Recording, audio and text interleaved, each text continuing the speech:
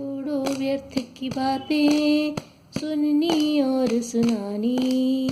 आओ बच्चों तुम्हें सुनाओ अच्छी एक कहानी। सुनो कहानी, आओ सुनो कहानी। रोचक एक कहानी, प्यारी एक कहानी।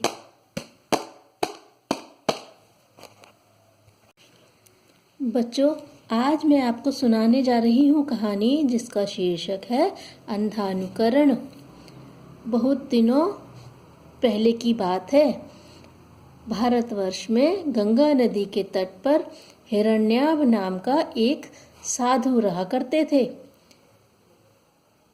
उन्होंने अपना घर परिवार सभी त्याग दिया था। वह अकेले ही वन में रहा करते थे और भगवान का भजन करते थे। उन साधु में अनेक गुण थे, जैसे वह दूसरों की सहायता करते थे, प्राणी मात्र पर दया करते थे, पर उनमें एक अवगुण भी था, वह था लालच। उन्होंने बहुत सी स्वर्ण मुद्राएं अपने पास जमा कर रखी थी। न तो वह किसी को देते थे और न ही उस धन का स्वयं उपयोग करते थे।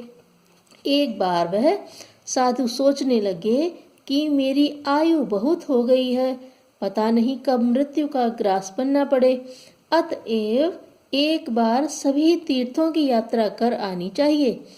इसी बहाने परोपकार भी हो जाएगा।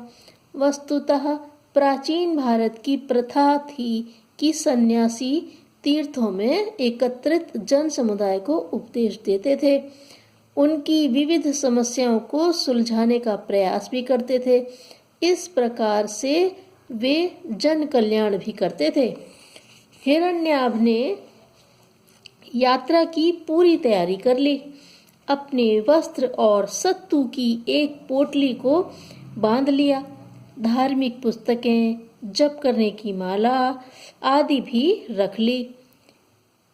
अपनी स्वर्ण मुद्राओं की थैली भी उन्होंने पोटली में छिपा कर रख ली। पीठ पर पोटली लादे एक हाथ में कमंडल और एक हाथ में लाठी लेकर वह गंगा नदी के किनारे किनारे पदयात्रा करने लगे। इस प्रकार मार्ग में रुकते रुकते वह साधु कुछ दिनों बाद 7 ऋषियों की तपस्थली सप्त सरोवर हरिद्वार में जा पहुँचे। वहाँ 1-2 दिन रुकने के बाद उन्हें बद्रीनाथ की यात्रा पर जाना था। अब तक तो रास्ता बहुत ही सीधा साधा था। वह गंगा के किनारे किनारे चलते रहे। मार्ग में अनेक तीर्थयात्री भी मिलते रहते थे, पर अब उन्हें पहाड़ों की दुर्गम चट्टानें चढ़नी थी।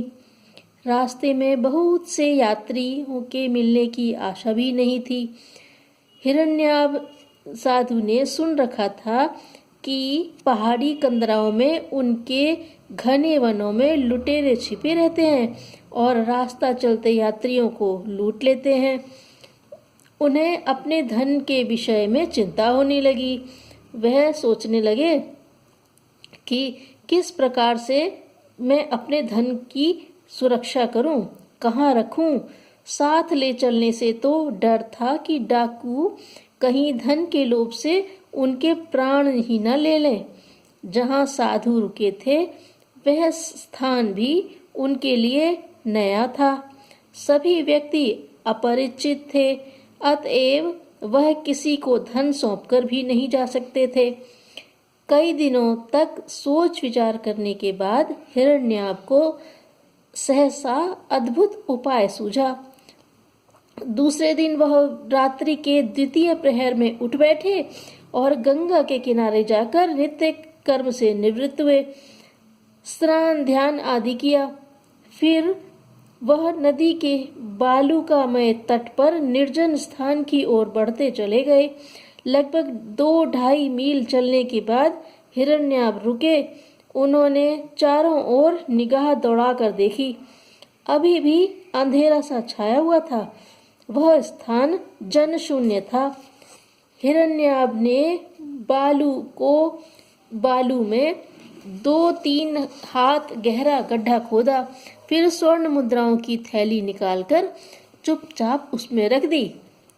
ऊपर से उन्होंने उस गड्ढे को बालू से भर दिया। फिर उसके ऊपर गंगा जी के काले काले पत्थर चुनकर बालू और पत्थरों से ऊंचा सा शिवलिंग बना दिया। पुष्प आदि से उसकी पूजा की।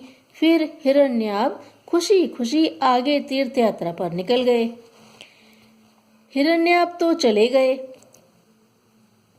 4-5 दिन बाद 30-40 यात्रियों का एक दल वहां से यात्रा करते हुए गुजरा। उस दल में श्रेष्ठ बुद्धि नामक एक वणिक भी था।